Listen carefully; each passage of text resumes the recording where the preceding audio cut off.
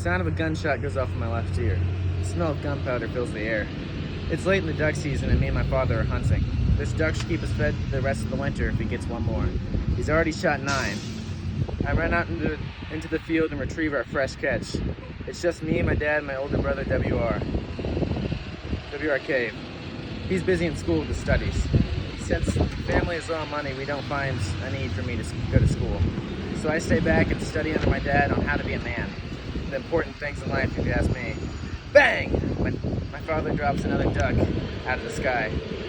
I run out onto the field and collect our last catch of the day. We ride our horses back into town and we tie them up outside and turn our catches into mama to skin for food and salt for a longer shelf life. I'm about ready to get out of these parts and see the world. Maybe I'll join the army or something. Just not much action around these parts. I hear there's some tension rising in the South with slavery, and there's a draft in town next week.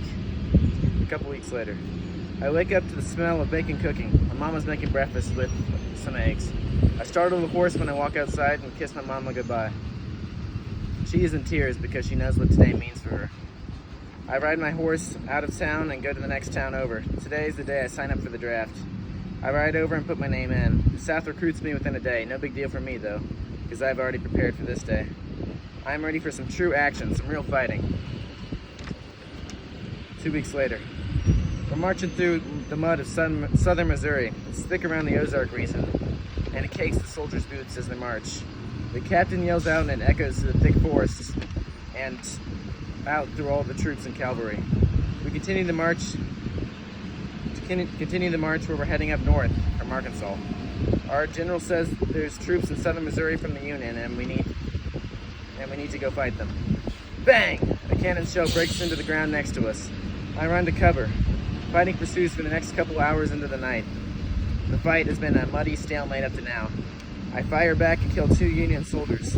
We wake up the next day to no shooting. We look down in the town below. The Union troops have retreated, and we start to head into the town, but realize that we cannot hold the town for too long. We raid the town for supplies, and quickly our sergeant orders us to retreat. We start marching back to Arkansas. I decide to stay in southern Missouri. I'm tired of serving the army. It's too much. So I stay and make shop in southern Missouri around the Ozark region.